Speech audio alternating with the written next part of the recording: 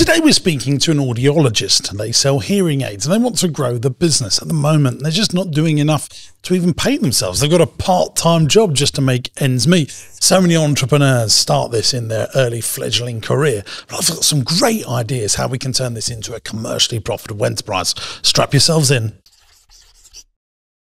Hello campers, welcome back to the business broadcast. Now, this is the first time ever that we've had to do a second intro. Yeah. We will put the intro, the original intro, at the end of the pod. Yes. So if you're watching on YouTube, listening. So after the theme music and all that, after it says goodbye and it looks like it's ended, there'll be another about 6-minute segment. We just basically fell about laughing so much that we can do it. So if you want to go and check us being children, then you can. Oh, it's so juvenile. We're here to talk about Thomas Devonald's business. Devonald Hearing, private audiology care in South Wales. Yeah, he's from Wales. He is. Absolutely. Do you want to tell us a little bit about the business? Yes. So he's been going a very, very short period of time. He has been in the trade, plying his trade for a number of years, but he's just got out on his own. He started in January, so he's now, at the time of recording, 8 months in. He is doing an estimated monthly revenue, very specific here, of £6,295. It's just ain't enough to make any money, is it, baby? It isn't, especially if that whole old rule that we have found here on the podcast that you end up with actually 10% in your pocket. That is definitely not enough. He doesn't have any team members, but he is, at the moment, he is locuming, is that the thing you call it? Yeah, locum. So it's like a locum doctor. Yeah, so he goes and does Doctor on tour. Doctor on tour, yeah, and he goes. So he does that for another brand, a bunch of days per month, which kind of is the thing. So that's I think if you like, you know, you get supply teacher. Yeah, he's like the supply teacher that you have. They earn big money though, locums, don't they? They have no responsibility like the doctors actually day to day. They're like a supply teacher, has a lot less paperwork than a teacher. Yes, absolutely. But a lot of these, I think a lot of companies in this sort of a space do rely on locums quite frequently anyway. So he's doing that on the side and then he's building up his own business. But so therefore, he's not having to take any money out of his own business because he's effectively getting paid a bit of a wage on the side. Biggest challenge, getting clients for hearing aids consistently over 65. Challenge number 2, growing the balls to do video content marketing. And the third biggest challenge, knowing where to set up my own shop. We asked him, where do you want to be in 1 year? And he said, I want to have my own location with one team member as a practice manager and an admin role. What does the business look like when it's finished? 4 locations within 3 hours of Swansea, able to afford an area manager or an ops director type of role. I like it. Do you make the profit that you want to make? We always ask people that, and then we say, if so, what is it? And he says, no, not at the moment. I started 5 months ago. Well, that's when he applied. 8 months ago now. And I haven't taken a salary. GPs take a healthy 74%, but operating, I'm generating a healthy 74%, but operating profit inaccurate without my costs. I have been doing locum days at National Hearing Aid Company, Sundays and Mondays to pay for my living expenses. I love stuff like this. Proper entrepreneur, that. Yeah, proper. I love that. So no, he's not making the profit he wants to make. What's he doing day to day? Day to day in the business, he's doing everything other than answering the phone. I outsourced to a telephone answering system because I was missing too many calls while I was seeing people. And then he's got I say he's got a bunch of questions. He hasn't. He's got one question that he's decided to ask you on how would you grow the business. I mean, it's broad, but I like it. Well, I've got some great ideas. We'll leave that to the end. We've got a couple of segments to do before that. We've got interesting fact or quote of the week. We have. But I think we should explain why we was laughing so much. So, yes. It's because when we find specific industries, we sometimes do little jokes. Yes. Dad jokes. Dad jokes. Now, we've had as dads, we're fishing allowed to ones do dad jokes, yeah. on, and we've said, what's your net profit, wasn't it? That was yeah. Classic. I still quite like that. Well, the best one, the fishing one, was if I bought 2 goldfish, one's called one, the other one's 2. So if one dies, still got 2. Do you remember that? Yeah, it was one of my favourite jokes. But we had a couple of hearing aid jokes. Oh, one of them. So I'm going to go. I don't know which one took us off. I think it was the compounding of all of it. Oh, I think, yeah, it was. I'm still laughing now. What do you call a queue of people who are waiting for their hearing aids to be fitted? I don't know. Death row, which we really started laughing at. Which, if you watched at the end of the pod, literally crying. Yeah, we couldn't get it back. You know, and when then you said your one, which and I said, what's an audiologist's favourite band? The answer is Def Leppard. And then the one that I think that killed me off, it's still might set me off again. It was the next one I said, why does the Grim Reaper need hearing aids? Because he's deaf. And there's one here that's like a popular chant. What do we want? Hearing aids. What do we want them? Hearing aids. Oh, I didn't get it.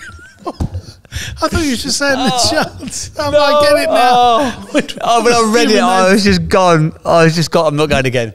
Yeah, I'm not going again. Watch the end of the podcast if you want to see 6 minutes of time of like, that's so good for you though, isn't it? Do you not feel elated? Burning.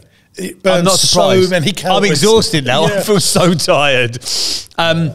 But before we get into Tom's business, it's time for this. Interesting quote or fact. Interesting quote or fact. Interesting quote or fact. It's time for the interesting quote or fact of the week. Did you know? I'm going to go for a fact. Oh, you're going for a fact? I'm going to go for a fact. There are currently, talk about a sort of total addressable market in terms of hungry audience, and that's a thing that you're a big fan of. Find the hungry audience for your thing. There's 11 million people in the United Kingdom who are currently experiencing some degree of hearing loss. Pardon? Which works out to roughly 157,000 people per city, with only 4,000 audiologists comprising both the private and the public sector. So that means there's a meagre 57 audiologists per city in comparison. So 57 people in the area to fix a problem for 157,000 people. That's a big addressable market. There you go. And that is our audiology fact of the week. I'm going quote. You're going to go quote. I love this as well. Are you reading your own material here? Are you reading your own newsletter? Some of my favourite quotes, yeah. That's very good. Yeah, so if you would like to, I wrote a newsletter called Quotes to Live By. The James Sinclair Letter is very, very well put together, by the way. Thank you very much. If you could promote it for me now, that'd be great. So if you, every Monday, if you've got the opportunity, I'm going to have a every single Monday live at 7 a.m. If you can't get enough of James Sinclair in your ears and in your eye holes, you can now get it into your inbox as well. That's right. It's covered up. Wow. I went down a weird train of thought there. James Sinclair in your inbox, 7 a.m. on a Monday, and he gives you his insights. But this is not just like the tosh that he puts out on other platforms. This is, you can see this has been really well thought out. Yeah, I can hear you thinking as you're writing. And I think what's interesting with your letter, it starts like it's going one way, and then you lead yourself off down a little path. And then you just go down that little path. Yeah. It's a good 5-10 minute read. Yeah. I read it every Monday. You didn't read this one, so did you? No, because it's Bank Holiday Monday. That's my excuse. But I normally read it. I normally read it at lunchtime. Dear, well there you go. On a Monday, so there you go. Hopefully you will read it. How much does it cost though to subscribe to this thing? Guess how much? No, it's free. You're joking. Pounds. £3? No, 3. FREE. Free. It is £0, 0 pence into your inbox on a Monday. It is very good. Yeah. I know I mock you a lot. I think it's actually one of the most powerful things someone can do is write. What was that thing that you said, Miracle Morning? You was recommending. Oh, it's good. What is it? Save, is it? Savers. Savers. Yeah. Not the shop. The silence, affirmations, visualization, exercise, reading, and scribing, aka journaling. Today is my 1 month anniversary of doing it every day. And you've been writing every day? Every day. Come on. Every day. Well, I don't mean emails, like proper writing. Yeah, I've been writing. So what did you write today about? About the fact of what changes have happened in a month, what additional clarity that I've got in a month. Because you think about it, like I've allowed like 10, 15, 20 minutes per day about thinking about what I'm actually trying to do. What time do you do this? 5 o'clock. Do you get up at 5 a.m. every day? Between 5 and 6, yeah. When no one else is up? No one else is up. Hopefully, if I get up quiet enough. If not, George's like, I want some Cheerios at 5 o'clock. I'm like, oh, damn it, I'll wake him up. But yeah, I like it when it's quiet in the house and there's no one else around. It's good. But I think about it, like 20 minutes a day, 7 days a week is what, 140 minutes? So I'm putting in 2.5 hours per week into thinking about actually thinking. And what time do you go to bed? About 10:30. I'll go to bed early now.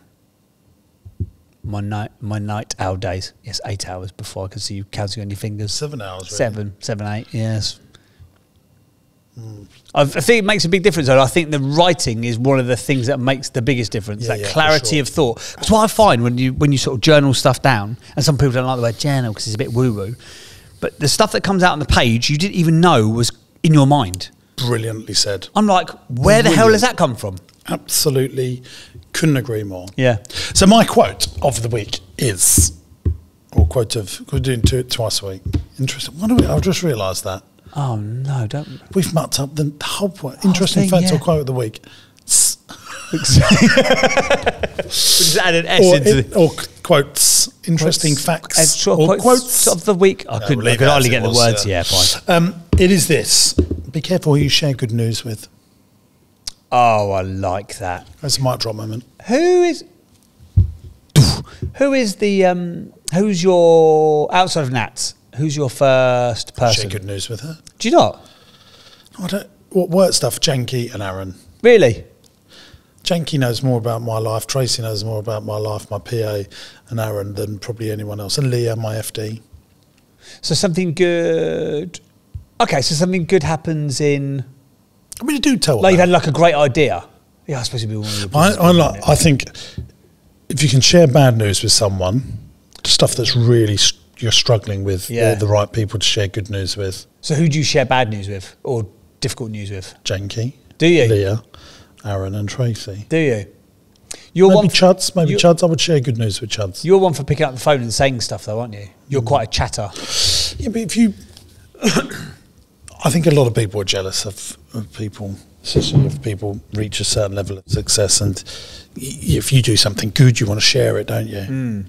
But just be careful who you share good news with. Do you always share it on the phone? Do you always like? I don't know. It depends on the situation, but you know, if you've won a contract and you just go and shout to the world about it, before it's happened, you know, just be careful who you share good news with. I like that. That's good. That is this week's, or this second half of this week. This is our bi-weekly. Interesting quote or fact. Interesting quote or fact. Interesting quote or fact. It's time for the interesting quote or fact of the week. Have that jingle. Are we going to get a jingle for The Price is Right? Yeah. I was just going to rip off the old Price is Right. Fremantle could come at me. Yeah. We sometimes call it higher or lower. We sometimes call it The Price is Right. That's why they can't touch us. Yeah, and sometimes we call it That's Correct. Oh, here we go. James Sinclair's bleating mind blowers. No, I prefer. Oh, I do like that. No, I prefer us ripping off Fremantle. Yeah, I want to see if they want to come after us. I'm ready for them. That would be like a Wandery documentary. Yeah. Imagine that. Come and get me. Marsh Farm or Rossi Ice Cream Parlour, waiting. Come at me, yeah, I'm ready for you. With my 99 with a flake in it. I'm ready for you. Okay. Should we talk about Tom's business now?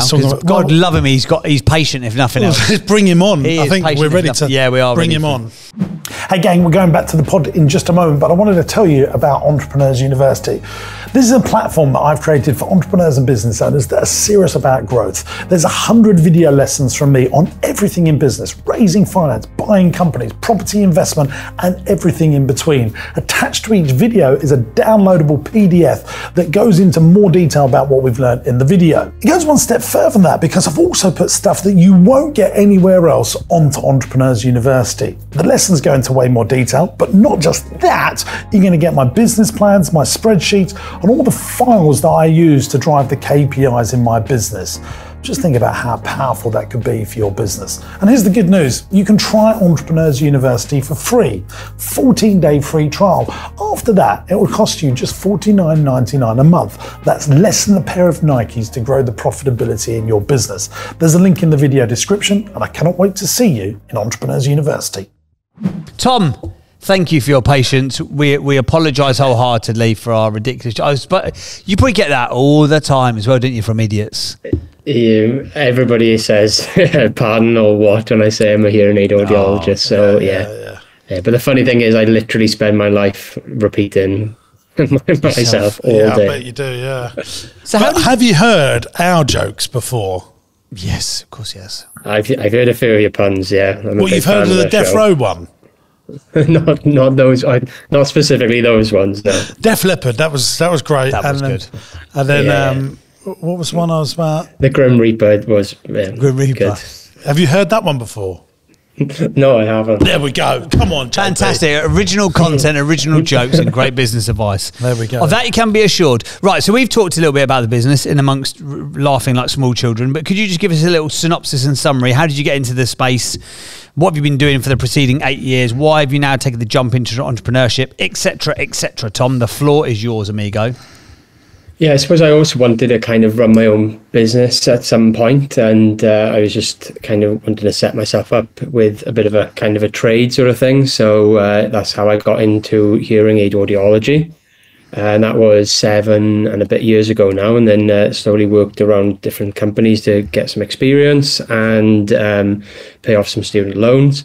And then, yeah, it kind of things happened in my life with regards to kind of living expenses. And I just thought, if I'm not going to do it now, I'm gonna have to jump now, or I'll never do it. So yeah, just that's what I've done, basically, set up my own hearing aid company.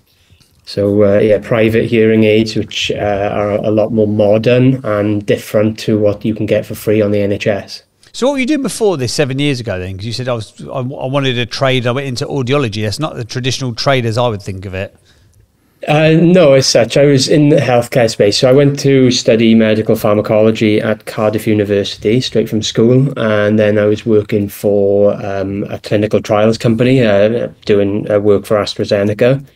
But yeah, it was just, I loved the high level of it, but it was just behind the screen clicking a mouse, really. And then I was looking for other things to do within the kind of healthcare space, and a company will offer to pay me to retrain as a hearing aid audiologist.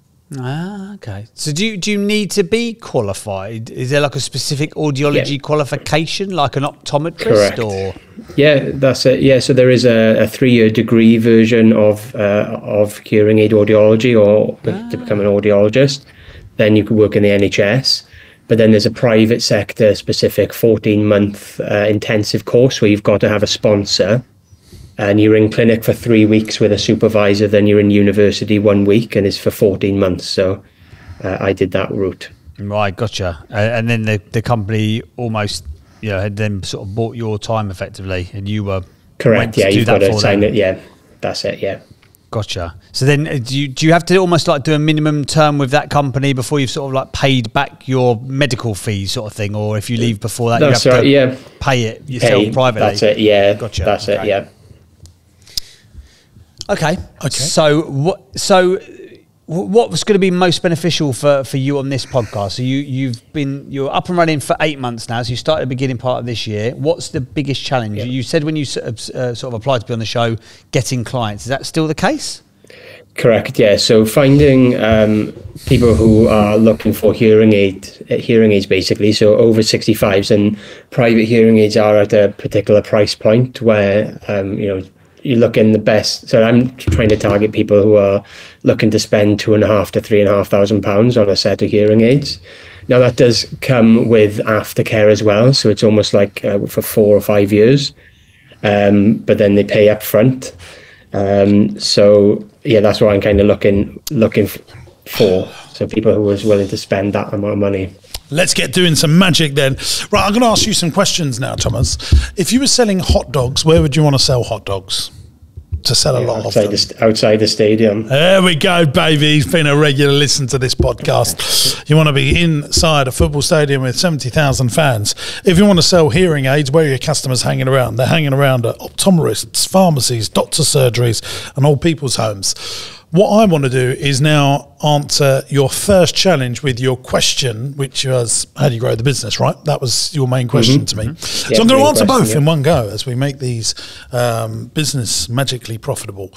You need to go and find pharmacies for sale and try and buy a pharmacy, or you try and buy an optometrist, Specsavers, a private one, and then you buy that because what you want is a feeder. You want someone feeding business to you. So I open up day nursery at Marsh Farm, and it turns into a 1.4, 1.5 million revenue business on the back of 250,000 visitors going to Marsh Farm each and every single year. I open day nurseries in the side of play centre where there's 100,000 customers going each and every single year.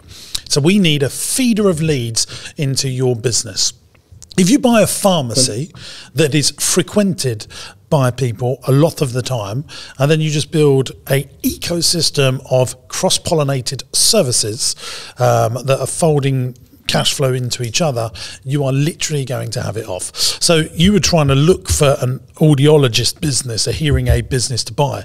But actually, I think it's smarter to buy a pharmacy or a optician's shop that's been around for at least 20 years. I think this is really crucial. Something that's been established for decades. And then you just build your hearing aid business in a section of it, and that will be what I would do if I was in your shoes.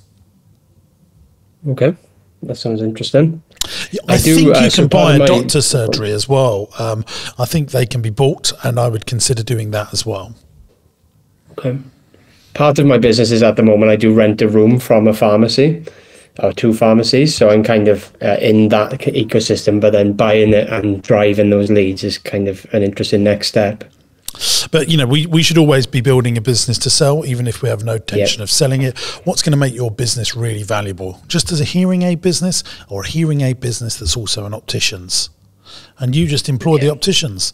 You know, if Boots can do it, if Specsavers can do it, if you had family members that were opticianists, that could be really helpful as well. I don't know if you've got any connections in that space in your family. It's a rhetorical question because I know you have.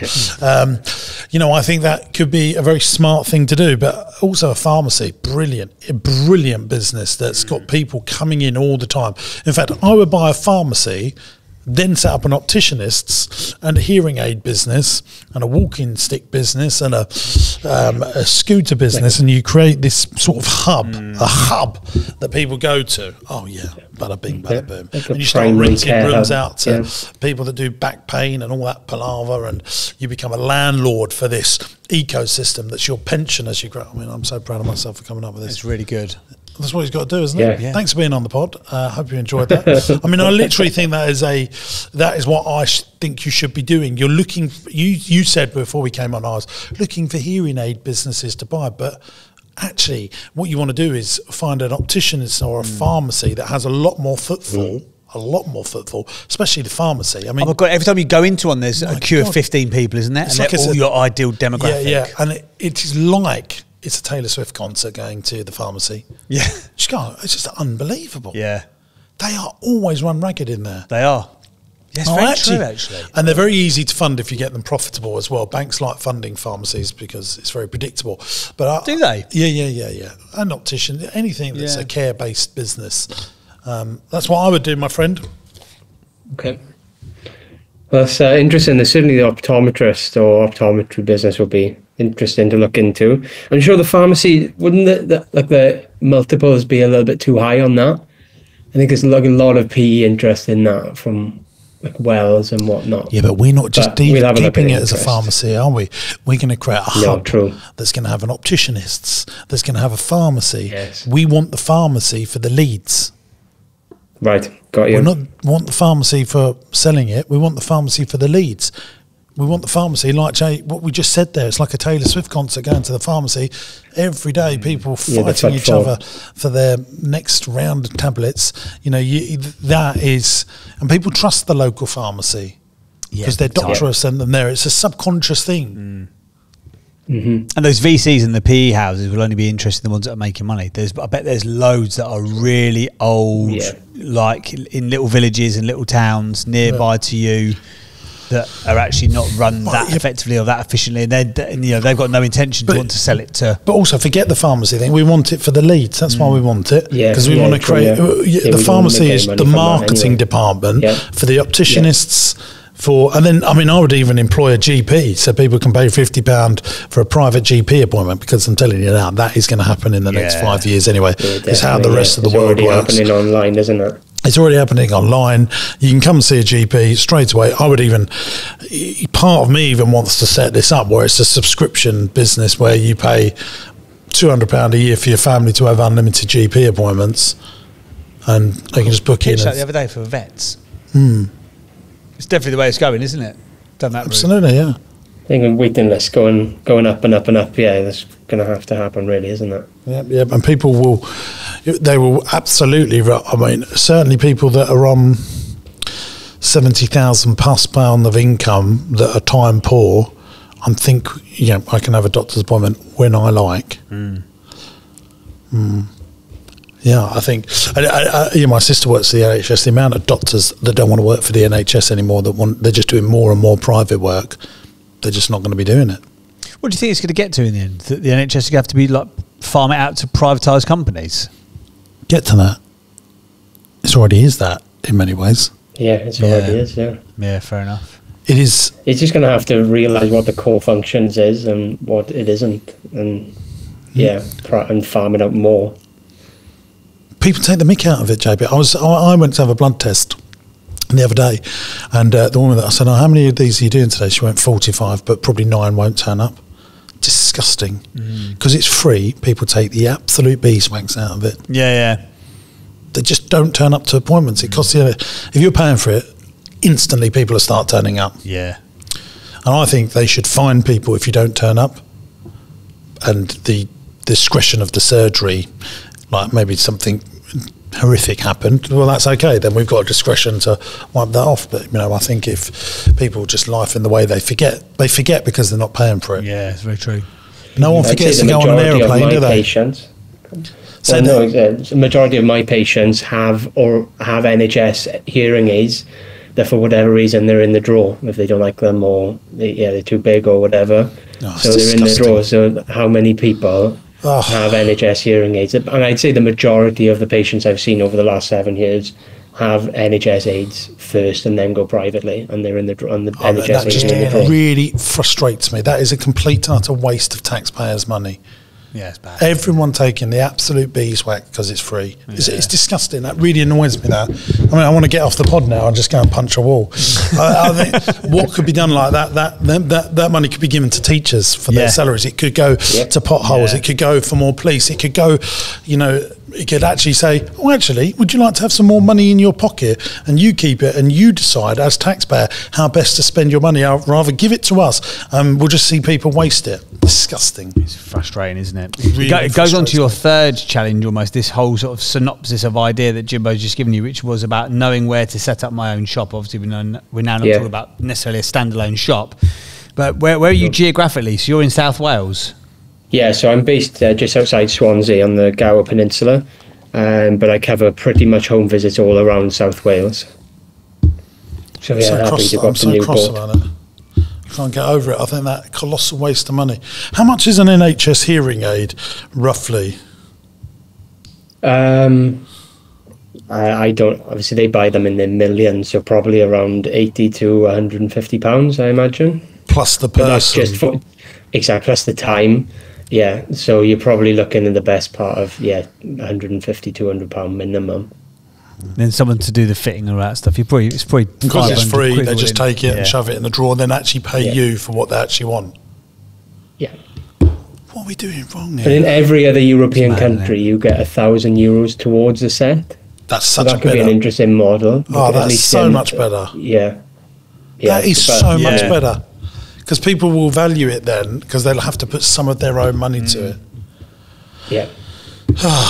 or at least you'll have someone like me checking in on them. Why aren't they working? But then, I suppose it's NHS. It all depends. It's a postcode lottery as well, though, isn't it? NHS. So as a halfway house, Jimbo, because I know that your advice is always to go super big, and you've now told the guy to go and buy himself a pharmacy and an opticians. What can you do in the interim period between doing that to get more customers at 65? Go to where your customers hang out. So old people's homes, speak to owners of old people's homes, and say, can we come round and do free tests for everyone that's in the old people's home? Go to them, get yourself a mobile setup. I think that would absolutely serve you wonders. I would go to doctor surgeries and say, look, I'm doing free hearing aid tests, can you do a campaign out to your customers? Some of these doctor surgeries have all merged together now. So there's trusts, aren't they? Yeah, yes. I mean, our doctor surgery, there's 6 surgeries in one big building. I mean, it is unbelievable. Like a mini hospital now. Like a mini hospital, in effect. I would go to those people. I would definitely consider Facebook ads as well, because Facebook's, I think it's 60 plus is their fastest growing marketplace on Facebook. Is it? Yeah. Yeah, I'm not surprised. Actually, and I was looking, 45 to 65 is my biggest audience on Instagram as well. Is it? Out of all the people that follow me on Instagram. Oh, really? So yeah, there's some of the ways that I would do that. I think it'd be interesting for our customers. So did we talk about the price of a hearing aid? I know we've done it in the pre-chat chat.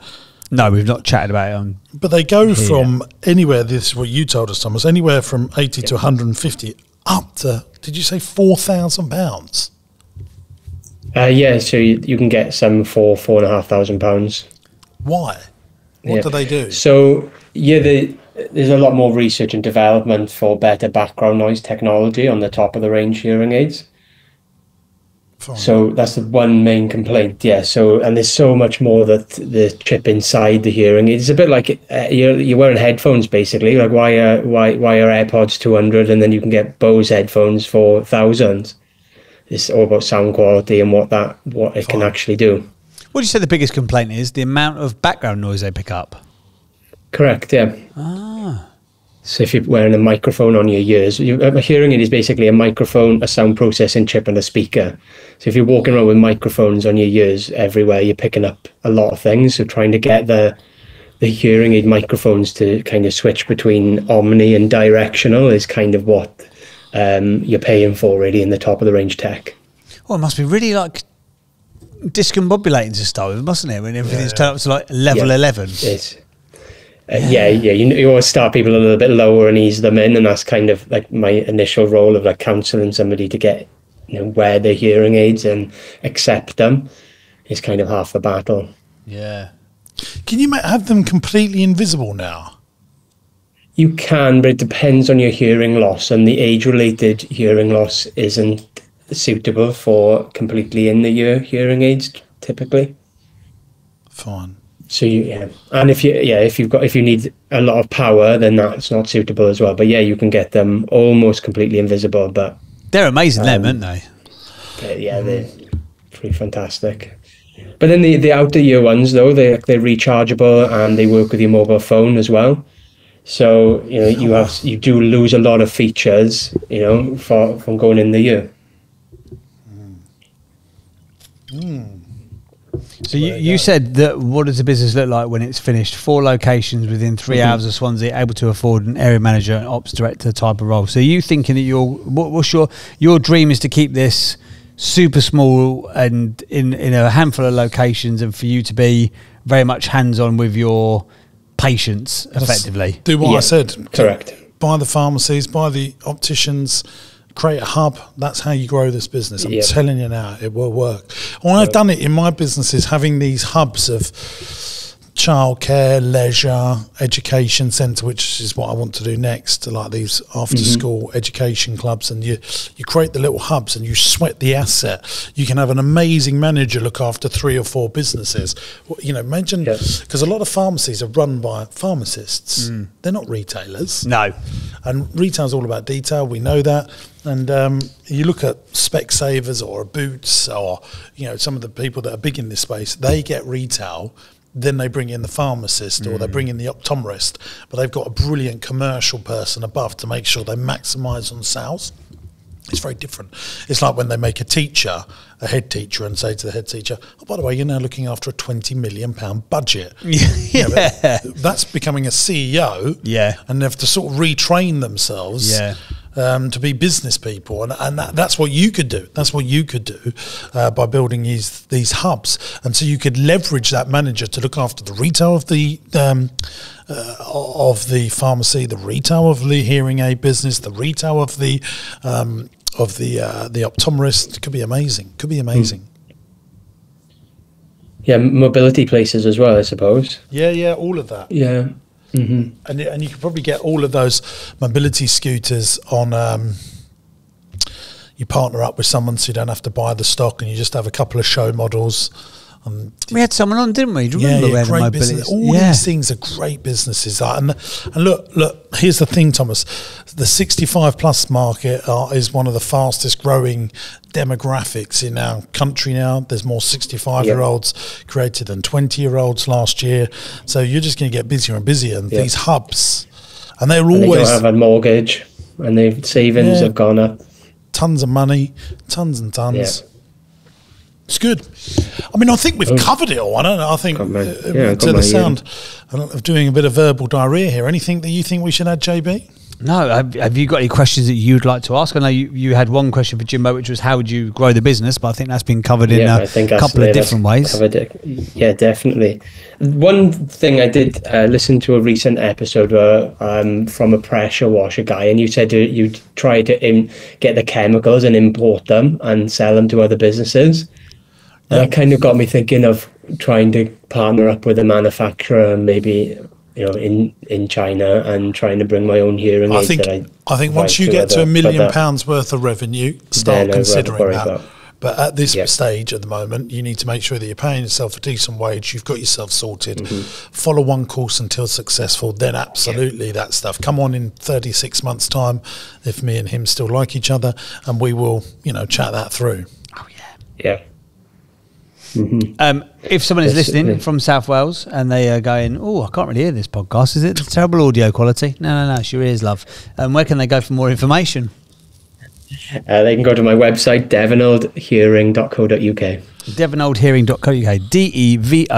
DEVONALD hearing.co.uk. Tom, thank you very much for being on the pod. There we go. That was Tom. Cheers, mate. Thank you. Poor Tom waiting around. He got 25 minutes worth of information. Hardcore information as well, and he had to wait an hour to get it because we were too busy lolling at the beginning. Yeah. Funny though, wasn't it? Isn't it interesting though how sometimes someone comes in and they've got a really complex issue, and other times you just, I'm going to do this. You do that one thing. Yeah, well, this is do that one thing. Right. So you mentioned there that you would be potentially interested in the after schooly, homework clubby thing. As you're looking potentially, you've mentioned it a few times, about potentially using some of your capital to be like a mini PE kind of setup. Would you be looking at young market or older market as more of a default? What do you mean? So would you go after like kids education in that kind of format, homework club type vibes, or are you more interested because that demographic is getting bigger and more powerful? The 65 plus, the woofties, whatever you call them. I like both.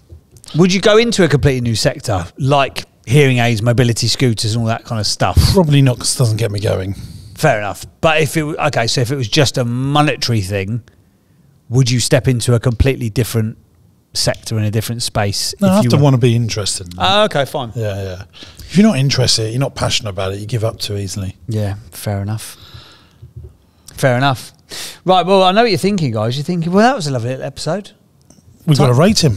We have got to rate him, and then we've got before, and then you get an extra bonus because it's time for The Price is Right or whatever non-intellectual property infringing name we've given it today. But let's rate him, shall we? Yes. Go for it. 8 traits of the great entrepreneurs. We grade all of our entrepreneurs that come on the show. We do. Number 1, start him with the end in mind. Why do you think he does have that? No, come on. He said, I want 4 shops. No, fair enough. Yeah. Yeah, he gets that. Passionate about his cause? Yes, I would say is that, yeah. Medical people always are, aren't they? Yeah, they always are. Untold amounts of resilience? We don't know that. Don't know that, so we can't give that. The master relationships of people? We don't know, do we? We don't know. Should we give him a little half? But he must, because... Oh, yeah. If you're dealing with patients at that level, yeah, you've got to... commercial awareness... I'm not going to give him that just because we don't know. We don't know. They innovate so don't evaporate. I do think he's an innovator. He's already talking about importing and bringing in his own plan. So I'll give him that. They're master marketeers. No. Stay teachable and curious. Yes. 1, 2, 3, 4. 4.5 out of 8. Solid score. 4.5, enough to keep him alive in the game of entrepreneurship. There you go. There we go. I can't wait for people to watch the end of this video and see us laughing like absolute wombats. I wonder if, like, when you watch it back as someone who wasn't in the room at the time, it's probably not even funny, is it? Oh, I think watching people laugh is very funny. It's one of my favourite things. Let's do The Price is Right. Yes, we should indeed. Hang on, I need to sort my jingles out. They're all over the place. Right, come on. We need to get the trophies back. I'm the reigning champion. You are the reigning champion. If you've not watched the podcast before, or if you haven't watched for a few weeks, then this is a brand new feature devised by His Majesty, the the Royal King of Entrepreneurship, James Sinclair. And this is a section of the show called Write Up the Price. Price is right. Higher or lower. So Fremantle can't sue us. There'll be something in this envelope. What's in the envelope? And we have to guess the number. Is it higher or lower? Whoever's closest. It's an essential number about a business thing, isn't it? That's right, yeah. So far, we've talked about the number of billionaires in the US. We've talked about the price of cruise ships. We have... What was the other thing we did? I've forgotten. That kind of stuff, anyway. Big numbers. No, I need to remember. What was the first one? First one was billionaires. Second one was boats. Third one was... Come on, Sharabi dudes. Oh, I chucked it over there. No, wait. No, what was it? Oh, that's annoying, isn't it? Average age of the entrepreneur in the US. Average age, that's right. The average age of an entrepreneur in the US. And you opened up the last one, so it's my turn. Go on, you'll go. This one. Peeler open. Oh, this is a great one. What is Dolly Parton's net worth?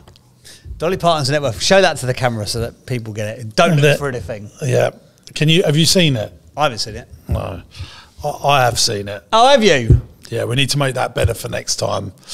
I feel like I can't do it, so I'll have to tell you. Hang on. So I would say... Oh, she's got to be worth more than... I'm going to go $750 million. $750 million. Or it might be... Yeah, $750 million. No one wins this round because I saw it, and I think we need to keep this. Therefore, you cheated. Oh, you got another one. Oh, we got another one. There we go. What was the answer? Yeah, then? what was the answer? A bonus. I can't believe it. What was the answer? I'll go 750. It was $450 million. That's a lot of dough, isn't it? She has also donated more than 224 million books to children across the UK, Canada, the UK, Australia, and the Republic of Ireland. Oh, really? Isn't that lovely? I wasn't doing a Republic of Ireland accent. Yeah, it wasn't. Republic of Ireland. So we need to remember that. You can see through. We'll have to work that out better for next time. Emergency. Look how prepared they are, gang. He's got an emergency question. That is fantastic. Emergency question. Okay, right. I'm taking the wax seal off as we go in. So okay. Put it on the brown envelope. Yes, that's what I'm going to do. That's what I'm going to do. Oh, this is good. How many McDonald's Big Macs were sold in the United States of America in 2023? There we go. How many Big Macs were sold? Did you show that to the camera? I think I did show. There we go. Have we got How many that? Big Macs are sold in McDonald's? Right, I'm going to write this down because I think I don't like us cheating because I think if you say something, I'm thinking about it. Yeah. So, I could realistically eat 3 a day. Every day of the year, so that's 900. That's 300 million people. 900 times 300 million. Okay. I was thinking it's 350 million people. But not all of them eat it. I'm going 500 million. 500 million Big Macs a year. A year? Oh, I'm going to go for more than that. I'm going to go for 2.3 billion. Oh, I think I'm winning this. Eat it, eat it, eat it, eat it. No one wants to be defeated. How many people did it eat? Oh, shut up, man. What did you say? You're looking for the flipping thing. No, because I just said 550 million. That's 1.5. I mean, this is unbelievable. 1.5 million Big Macs sold every day. Wow. One Big Mac was sold every 17 seconds. Oh, every 17 seconds? 70-year-old Don Gorski, pictured, has eaten more than 34,000 during his lifetime so far. How old is he? 70. He looks all right for eating them, doesn't he? Hang on. I'm working that out. He's eaten 34,000 Big Macs. Hold fine. He used to eat 9 a day until 2 years ago, but he cut down to just 2 a day because he was on a diet. Jeez. Jesus Christ. How's he still alive? That's right. And he looks all right for his age as well. There you go. Do you know, it's interesting what why did you say? said 450? No, I said 500 million. You did. 500. I initially put 1 billion down when I was doing my little workings out, and this is, I think it's a little interesting lesson here for business owners and entrepreneurs. You think most of your customers buy from you loads and loads. They just don't. No. Your favourite restaurant you might go to twice a year. That is true. And I think out of 350 million people that live in the United States of America, there's going to be at least 100 million that never go to Big McDonald's. Yeah, that is true. Yeah, I'd allowed about 6 per year per person. Yeah, when did you last go to McDonald's and actually buy something? Oh, about a week ago. Did you? Oh, yeah. You like McDonald's? I don't like McDonald's, but the kids like McDonald's. Oh, yeah, but not including the children. No, but I go if I'm going to sit in there. Well, and have something. I'll have something, yeah. And just feel awful afterwards. Yeah, just feel dreadful, question my own life. Why do you do it? Because it's so convenience. quick and easy. Yeah, and children love it, don't they? Well, they love Yeah. the toot they get in the What? box. It's £4 and you get a burger, chips, a milkshake, and then you get a toy. Yeah. Like, what's not to like about it? I mean, I'd love to know the facts. obviously early death, but other than that... So this is what we need. I'd love to know the facts for the next episode. Maybe if you can remember this, Ben. How much did McDonald's make out of a Happy Meal? Out of £4. In the UK, there's 80p of VAT on that, or 70 whatever p of VAT. So that leaves in what, 320? But maybe they're just using it as the gateway drug for adults. Quite possibly. And it does work. Yeah. Because kids move into teenagers and then move into adults. And then you take your kids. Yeah. If I'd never been to McDonald's until I was like 13 years old. I wasn't allowed to go. No, my parents, no. My dad, no. I won't say why I wasn't allowed to go. I definitely can't say that. I'll tell you off air. Yeah. You'll remember. You won't, you're too young. Everyone's intrigued. Okay, well, thank you very much. Tune in to the After Hours, the dark edition of the James Sinclair podcast to find out the real reason why my dad, Michael George Burt, would not allow me to eat at McDonald's. He knew some of the Illuminati. He knew too much. Did he now? Well, on that bombshell, I'd like to say thank you very much for listening, watching to the business broadcast, the podcast designed to help create business. If you're watching us on YouTube, let us know what you think in the comments. If you've got any interesting facts or quotes or anything that you think would be good to our segments, please drop them into my team, hello@jamessinclair.net, and your interesting facts or quotes or your... Oh, you can have your own section. Yeah, we will mention it, and maybe even a little shout out for your business, where hundreds of thousands of people are now listening and watching that. The reason I'm saying drop it into hello@jamessinclair.net is I don't get access to that email because I genuinely like to not know what's going on. It will get done. Yeah, don't drop it to me on Instagram because sometimes I do read. Well, I read most of those messages. There we go. Thank you for listening. Thank you for listening. Ta-da. Ta-da. Let's do interesting fact of the quote of the week. Interesting fact of the quote of the week. What do you call a hearing aid person? Hang on. What is he? No. An audiologist. He's an audiologist. There you go. What do we want? Hearing aids.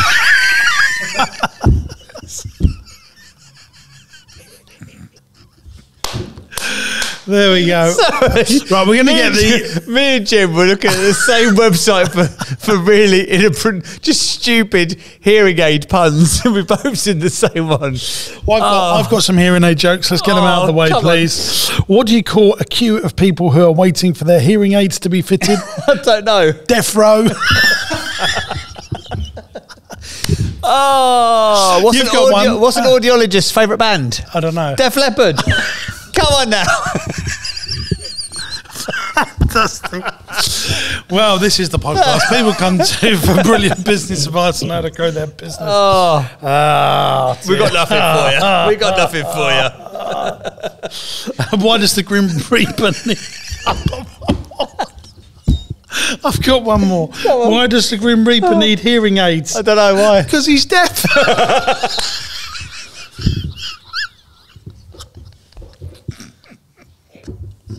I'm actually swearing. Oh, it's so stupid. Right, come on. Yes. Oh, you know when you're not supposed to laugh and it makes it even funnier. Oh. Okay. Tom's an audiologist. That's all we know. Tom's an audiologist from Wales. He's a what? From Wales, isn't he? No. How would you say audiologist? From Wales. He's from Wales, isn't he? He is. That's not what I was saying. You said he's an audiologist. And you went, Tom's an audiologist. That's not even a word. Oh, you can't do anything if you can't talk properly. What do you want? Hearing aids. When do you want them? Sorry. His business is...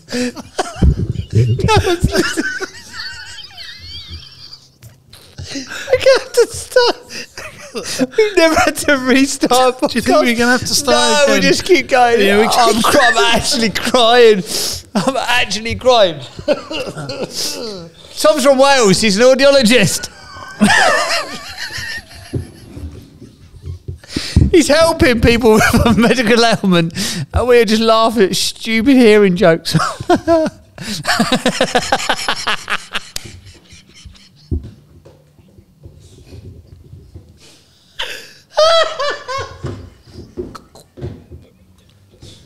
I can't. God.